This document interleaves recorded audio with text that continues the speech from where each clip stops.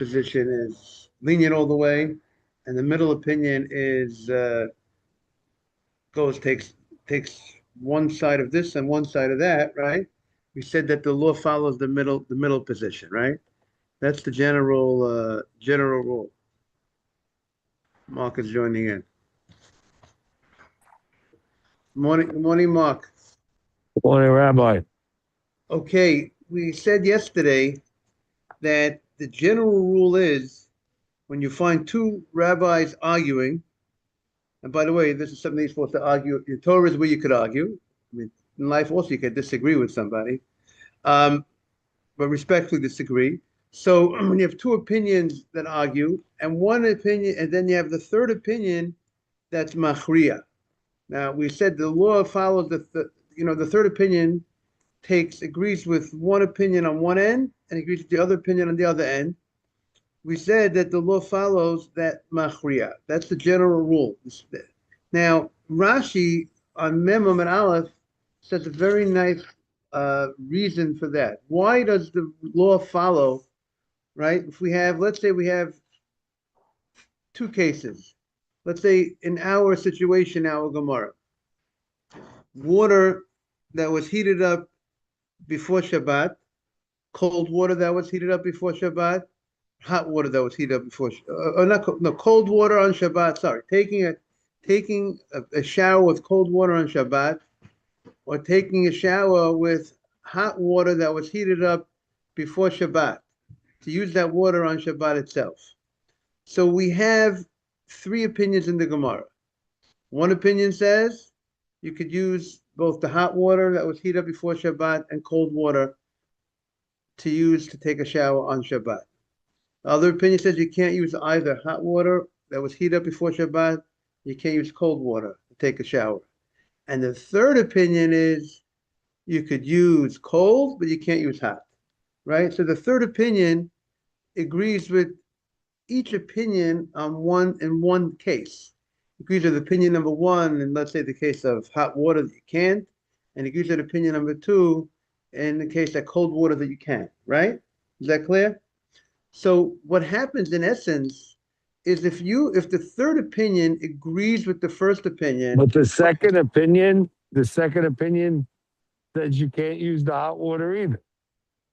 Okay, so let's say the second opinion says you How's can't. the second opinion different than the third? So let's get it straight. Let's say the first opinion says you could use hot or cold.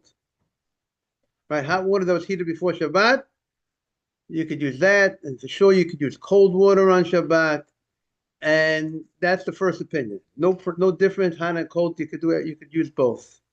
The second opinion is you can't. Not only you can't use hot water that was heated before Shabbat. Now I'm clear. Yeah, you can't even use cold water. The third opinion says I agree with the first opinion regarding cold water. Let's say you could use cold water, but I disagree with this, and I agree with the second opinion regarding hot water, right? So what happens is the third opinion now he creates a majority on each law that he agrees with. If he agrees with the opinion number one regarding, let's say, cold water on Shabbat, now it's 2-1. There's two people now out of three rabbis, two are saying you could use cold water. When he agrees with opinion number two that you can't use hot water on Shabbat, he created the two opinions on that law. So he made a majority. So the law of the machriya, Rashi says that it follows that because he now has tilted the scale. Machriya means you tilted the scale because if you agreed with opinion number one regarding one case, opinion number two regarding the second case, it means in essence, there's now you created 2-1 on each case.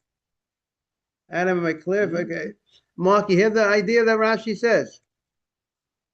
It's not just because you're in the middle. The law follows the middleman, the one who's not on the two. Doesn't take the extreme position on this side or the extreme position on that side. Rather, it's working with numbers. Yes, I got it. It's working that you created a majority. Okay, but regarding our Gemara, Rabbi Bachana said the law follows Rabbi Yehuda. He sent to the group, Adam, if you got a chance. The law follows Rabbi Yehuda, which Rabbi Yehuda's position was in the middle of the road. you could use cold water on Shabbat to rinse, but you can't use hot water, to rinse your whole body. Now, the Gemara wanted to know that statement was said by Rabba Bar Chana in the name of Rabbi Yochanan. That who was the one who said that the law follows Rabbi Yehuda, the middle of the road position in this case regarding Shabbat? It was said in the name of Rabbi Yochanan.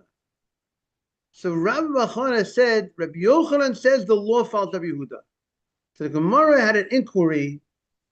When Rabbi Bar Chana says that Rabbi Yochanan says the law follows Rabbi Yehuda, was that based from that Rabbi Yochanan said specifically that the law follows Rabbi Yehuda in our case, that you could use cold, you can't use hot? Was that, or Rabbi Bar Chana says Rabbi Yochanan says the law follows Rabbi Yehuda, not because Rabbi Yehuda ever spoke about this case, but he says the law follows Rabbi Yehuda. Rabbi Yochanan said the law follows Rabbi Yehuda because Rabbi Yochanan made a general statement. Rabbi Yochanan made a general statement, Asaf. The general statement is that when you have three opinions, and the third opinion is agreeing with the first opinion in one aspect, and the second opinion in the next aspect, you follow that third opinion. So maybe based on that general rule, that's why you're making your statement. That's why Rabbi Bar Chana is making his statement. Not because you heard directly. Sometimes, if I tell you that the law follows Beit Hillel in every case except three, and I name you the three, so then I don't, then automatically, even if you don't have to say specifically on every case, or at Beit Hillel and Beit Shammai argue the law follows Beit Hillel. You gave me a general rule. If you gave me the general rule that the law follows Beit Hillel except three cases, then I figure everything out. So that's the Gemara's question here. Is this statement of Rabbi Bar Chana quoting Rabbi Yochanan that the law follows Rabbi Yehuda, is that based on what did he say it specifically in this case, or it's based on the general rule? And now the Gemara is going to question what's the difference if it's general rule or here it's specifically. The general rule works also as well. So that's the Gemara is going to say that perhaps the general rule will not be able to be applied over here. And therefore, maybe Rabbi Bar Chana's statement, named Rabbi Yochanan, might not be accurate. So that the Gemara is questioning. Because the Gemara says,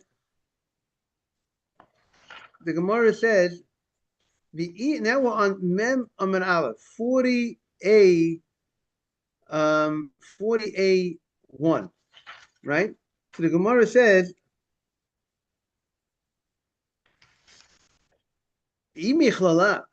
if he knows it from the general rule, what's the issue? What's the question? Did you Rabbi Bar Chana hear it directly or not directly? Even if you didn't hear it directly, you got the general rule. The rule is that Rabbi Yochanan says that the law follows the person who takes the middle position. If he agrees with the first position in one case, second case, he creates a majority and the law follows him. So the Gemara says, Dilma, perhaps you can't apply that rule over here. Why not? Because Dilma, perhaps, maybe this rule is only when you have in a Mishnah. That we have the Mishnah, and you have three opinions in the Mishnah, and the third opinion weighs in, and he agrees with opinion number one in this, and opinion number two in that. However, of a Braita, but if the case is a Braita, if maybe we won't say if in a Braita that we go after the middle opinion. Now, why not? So the commentary says that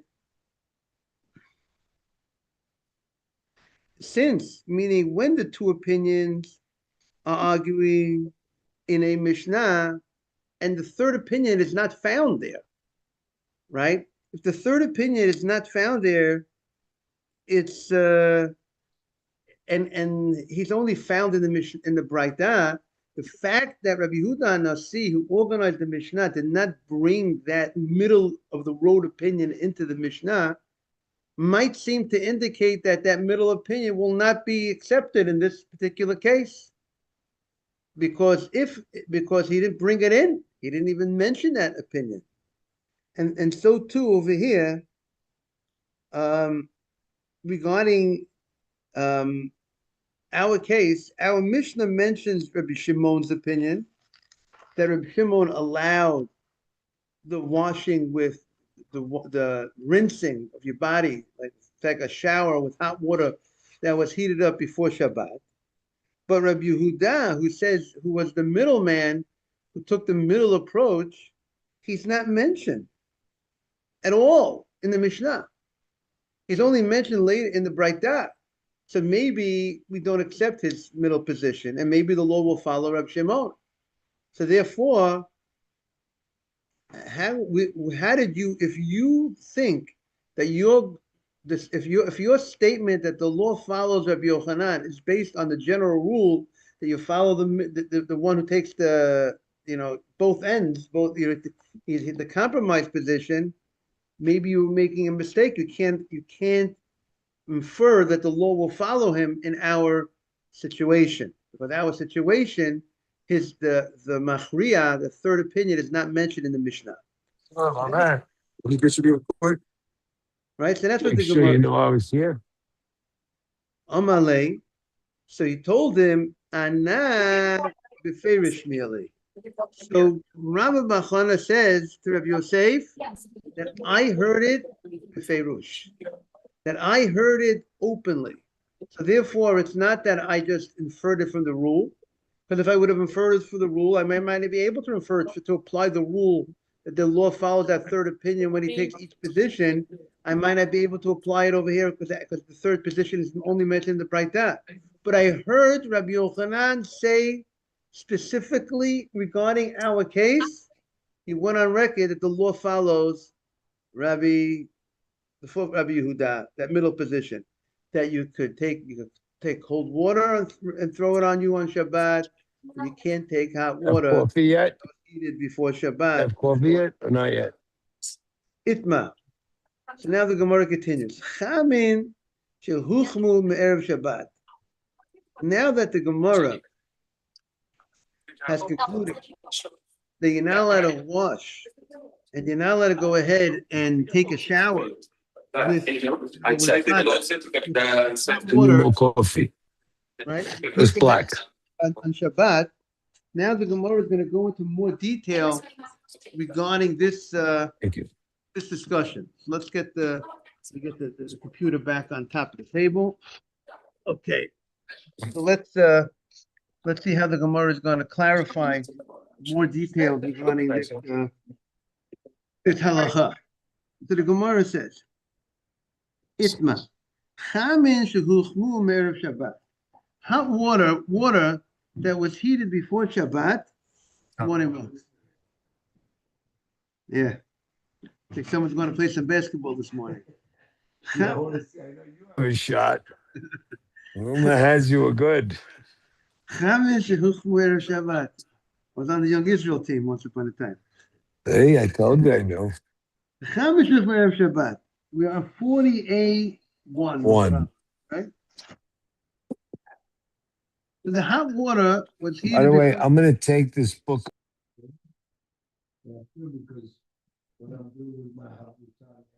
You're getting up here already. Wow. Yeah. Beautiful, beautiful. So we're on the first column, about a few paragraphs in, 3/4 of the way down. Water that was heated before Shabbat. Rav says that Lemachar, on Shabbat itself, Ruchitz behen kol gufo ever ve'ever. Now, of course, you can't take a bath in that water, but you could go ahead and wash every limb of your body as long as you don't do it as a bath. As long as it's one limb at a time. Like you can say, one day at a time, one limb at a time. And according to Rav, the Gzeira, the decree that you can't go ahead and take a hot bath on Shabbat from water that was heated up before Shabbat is only washing the whole body at once, total immersion. But to wash each limb, by itself, you should be allowed. Now, also, it would also come out, he would agree that you can't go ahead and throw the water all on your whole body at one time. He's only allowing you to go ahead and wash one limb at a time. You want to wash your hand, and then you want to wash your feet, and then you want your eyes, whatever it is. Now, however, Shmuel says, Lo etiru l'rchotz ela panav yadav v'raglav. Shmuel says the only thing you're allowed to go ahead and wash is your hands and your feet. But you can't go ahead and wash your whole body, even if you're going to go ahead and wash one limb at a time. You can't go ahead and do that. Meitive. So again, so the Gemara is trying to understand. We've established something. Something's been established. I can't rinse my whole body at once. But what would be if I rinse each limb separately? I throw water on each thing separately. I'm not taking a bath. And I'm not throwing the water simultaneously on my whole body. I'm doing it one limb at a time. So that's an argument here in the Gemara. Whether that can be done or not, we'll see. The Gemara is going to knock out one of these opinions. Meitive. Here we have a question from the Breita earlier on one of these opinions. Water, morning, that was heated up before Shabbat. The next day, you want to wash your face with the hot water. You want to wash your hands. One of the other raglav. Wash your hands, feet, and face. Of a local gufo, but it says you can't wash your whole body. So what do we see from here? You can't wash your whole body. We see that you can't do one limb at a time. Because if you could do one limb at a time, the Gemara is thinking it should have said you could wash your whole body as long as you do one limb at a time.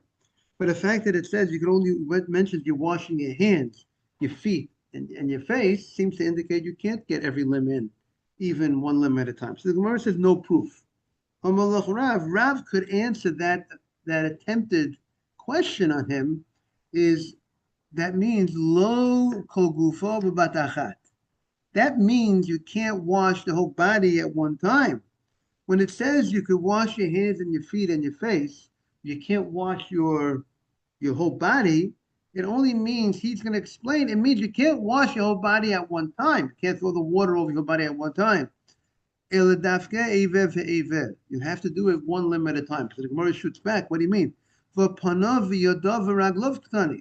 says the only thing you can wash is your hands and your feet and your face. But you're saying you could even wash each limb, every limb of your body, as long as you do one limb at a time. So the Gemara says,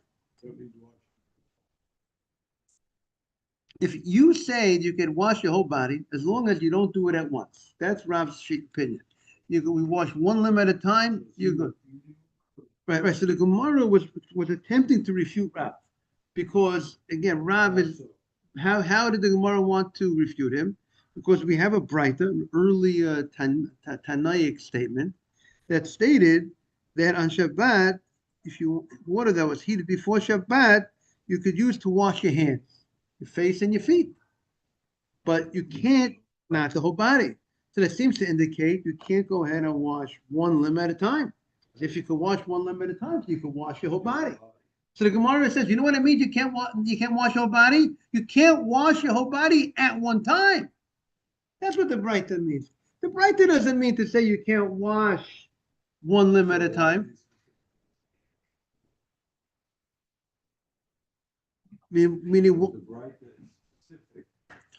Right. So that's the Gemara's next question.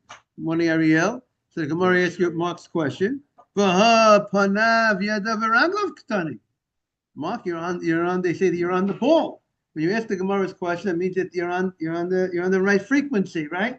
It says hands and feet you could only wash, which seems to indicate you can't wash every limb one at a time. So the Gemara shoots back.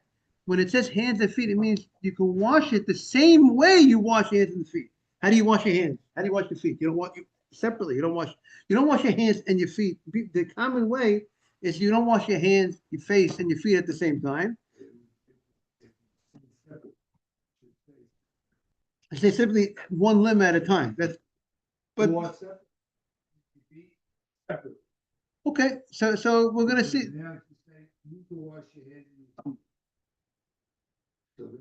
So he's saying if I can wash my hands in my feet, I can wash all my. As long as you saying no, right? That said just your hands. Then they say, oh, when you said hands and feet, you mean you could wash any limb. as long as it's you wash it like you wash it. that's what the word says. The word says ke'ain panavya, like the way, the same way you like exactly. That's the Gemara saying, like the hand and the feet. That's what he means. That's how he's going to interpret that right there. Ariel, we are on 40A1, second column, three paragraphs from the small paragraph from the top. It means like the hands and the feet, but not that it means I can't wash other parts of the body. I want to wash my whatever, my elbow. I can wash my elbow. I can wash one as long as it's like it mirror. I can wash every part of my body. Point to him, as long as I'm washing it the same way you wash your hands, the same way you wash your feet. How do you wash your hands and your feet? Separately. How do you wash your hands? You wash it when you wash your hands, Adam. You wash just the hands. Wonder, Rabbi. So since you're doing it that way, so then you could go ahead and that's how you can wash. That you can wash every limb in your body. According to this opinion, as long as it's one limb at a time. It seems strange if it wouldn't have said that, but maybe we But don't understand. Who have said what? Like Yeah. one at a time, right? They were just saying, well, yeah, but maybe we just don't understand how they were communicating. Maybe it was Right. maybe the later It's not, generation. it's not infrequent that they go back and say, they really meant this. Yeah. But you know, the Gemara, by the way, the Gemara is going to stand with everybody's question. At the end of the day, the Gemara is going to knock out this opinion. But we're gonna find that there's going to be right there that's going to say very clearly hand and feet, and that's it. You mean you can't wash every limb one at a time. We're going to see hands, feet, but not every limb one at a time. That's what we're going to see. We're going to see coming. Stay tuned, right? Ariel, you like that line? Stay tuned. Yeah, we're coming up. Okay. Now, Tashma. Here's another attempt to knock out Rav's opinion, and this is going to be a little bit more. It seems a little bit more open, a little more stronger. Lo atiru l'rchos. They did not allow to wash b'chamin shluchman be'erev Shabbat. They did not allow to wash with hot water. Hands on your feet. Usually you wash your hands. And right after you finish washing your hands, you wash your feet. Oh, you wash both hands together. And then you wash. Right, but not that simultaneously. So the Gemara says, Tashma. Right. Or you can wash one hand, or you wash two hands at a time. You should know, by the way, talking about washing hands and feet, there's a Rambam that says that every day, I think he writes that before davening, you should wash your hands and your feet. Wash your hands and your feet, right. So the question is, they ask the question, we don't have a halach, we don't paskin that way. If you take a shower after davening, you're fine. If you take a shower before davening, you wash your hands and your feet. If you take a shower after davening, take a shower after davening. So where's the Rambam say hands, right? We have a bracha ta Hashem sheki yisur sot b'tzivon al tilat yadayim, not tilat raglayim. We don't have a bracha of washing our feet, but washing our hands. So the Torah Tamima says something beautiful. He says that when you daven, your davening is supposed to be like you bring a korban, right? Our davening is at the time that we bring a korban. That's why there's something called Zman Tefillah. So daven shachrit, this was daven by 4 hours into the day, is the real ideal time. If you didn't do it by 4 hours a day, you do it until chatzot, let's say until noon, whatever the time is. But that's because in the Beit HaMikdash, the morning offering was done. There's a different opinions. One said you have to bring it by 4 hours a day. One opinion said you have it till midday. Similarly, the afternoon korban mincha has a certain time. Now the Kohanim, before they went into the Beit HaMikdash, do the avodah. What did they have to do before they serve? They have to wash their hands and their feet. Therefore, the Torah Tamima says, perhaps the Rambam is saying that when you go ahead and when you are davening, when you're going to daven, it's mirroring the bring of a korban, of an offering.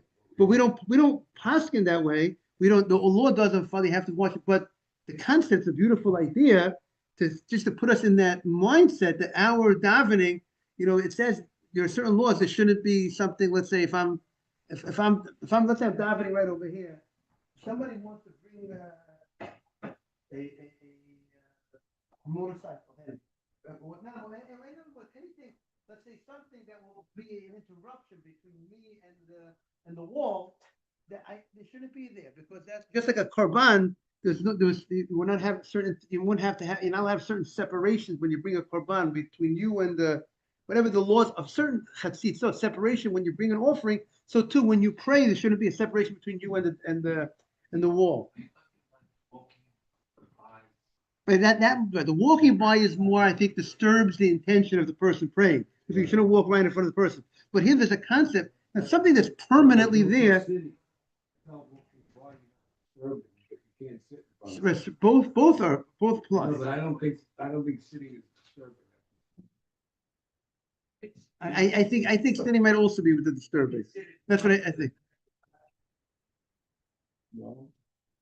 I think the front is more problem within more problem because if you're within Dalan, I'm not. You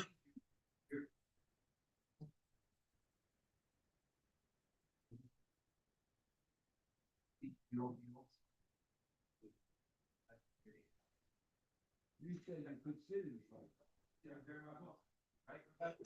It's more of a problem.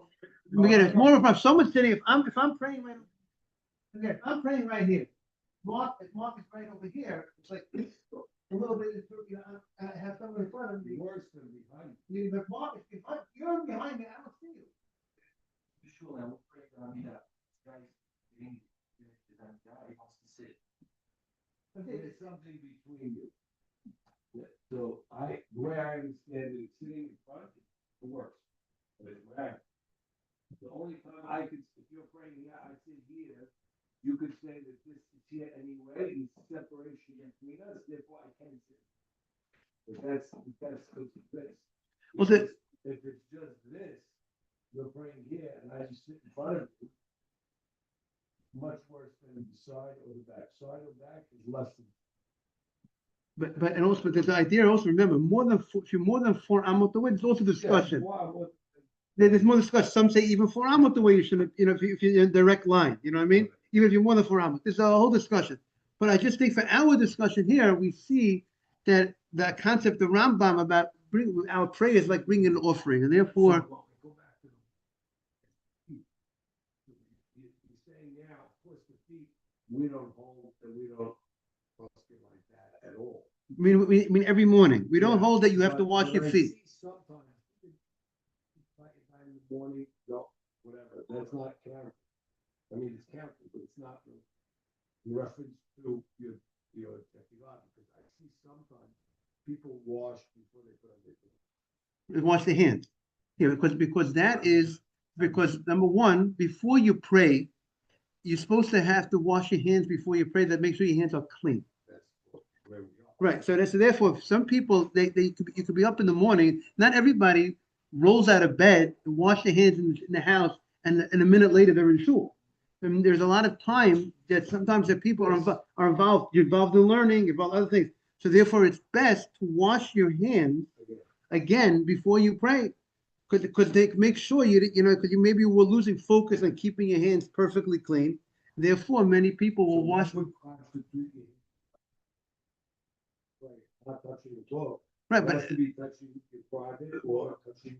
or something that's dirty, something shoe, or something that's dirty, or whatever, something like that. But that's right. So after you put on your shoes, therefore you're supposed to wash your hands. Meaning after you put on your shoes, right? That's right. You're supposed to wash your hands touches the leather. Your shoes are dirty. You're supposed to wash your hands to make sure if you want your hands to be clean. Right. It's why You don't know where his hands are. But hopefully, most people, if they give their hand, it's hopefully pretty clean. If not, hopefully people have the derech eretz not to give their hand. Let's say if someone has a cold, they say I have a cold. You know what I'm saying? No, he's saying if someone used the bathroom. So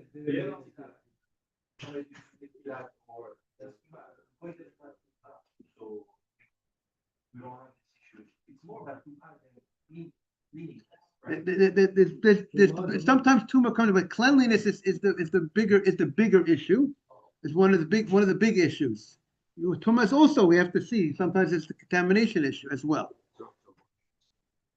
You don't need to wash with soap technically. As long as your hands are clean, it's clean. You know. Leading out is that most people make Netilat before they put their shoes on. But after you put your shoes on, you're supposed to wash again. Yeah, exactly. After you put your shoes on, right. But you're going to say a bracha. You're going to be because after you put on your shoes, you're going to be praying. You're going to be saying a bracha. So therefore, you must have your hands washed again, because you have touched a place that's commonly dirty. The shoes are commonly dirty, and therefore, I think just a wet wash, just to clean it properly. And no better. No bracha, right? The last question on the subject is, so when you touch your shoes, you have to wash, which I do. The last one is, someone said, I heard someone over saying to someone else, I participate, is every time you walk in a bathroom, even to brush your teeth, you have to wash after. There are people that hold that way because that's, because of also might have to do with the tumah, the type of place, but there is room to be lenient, because our bathrooms, meaning different, you have to know what bathroom you're talking about. If you're in a porta potty, or if you go into a porta potty bathroom, or you go into our normal bathrooms, meaning to say, not the bathrooms that you go at a ball, those bathrooms. It's those bathrooms you walk in, you gotta watch. When we talk about your house, I'm saying if you walk into the bathroom to brush your teeth, so being that everything is clean, everything is washed away, so therefore there are those that have leniencies. Therefore, that's why there are people that allow people to wash for Netilat Yadayim in our bathroom. We wash people, and you say the bracha outside.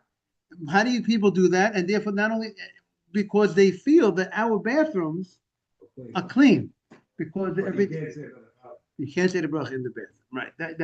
That's why we don't go. But to be closed? What? Don't do that. I mean, It's better not to wash your hands. He meant he washed his hands in the bathroom. Leaves the bathroom, but I think you shouldn't keep the door open. You shouldn't be facing the door. You shouldn't be facing the open door when you're saying it's not respectable. It's not appropriate. Because I wake up in my bathroom, and the kitchen's, far away. I'll tell you what I personally do. I'm not. Why not just do it in the bathroom and then do your thing, and then on your way out, you do the bracha? Yeah. But Yeah, how to do it. No, you need out of like when you finish, get ready, go back. You want like, do the bracha. see, You can't say that. I'll tell you what I personally do is I personally I will, when I go, anytime I go to the bathroom, I like, preferably, I'm not saying all the time, to go just to wash my hands outside the bathroom as well, if I could do it. Not all places, you go to certain offices, the only water is in the bathroom. You don't have an opportunity to re-wash your hands outside. But in the house, I'm not saying you need to do it, but after I wash your hands in the bathroom, I'll just take a little rinse outside, then I'll say Asher Yatzah. That's personal. I want to wish everyone a great day. Time flies when you're having fun. You should have a great davening, a great prayer, everybody, with a lot of kavanah. And Isaac's here. We're happy to see Isaac.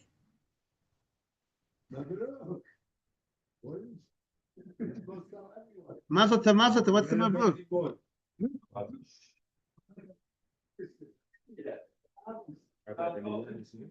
Today, because it seems to be a simcha. Good morning, Rabbi. Boker tov. Good to see you.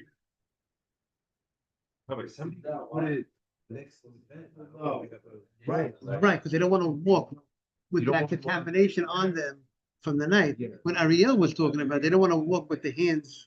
You have to sleep the whole night, walk around the house without washing the hands. 7:30. Oh, right. Some people wait till they get to shul. Exactly. Or even later at the house. Not right away. Right, exactly. Correct. Some people do that. Right. So that you get mad.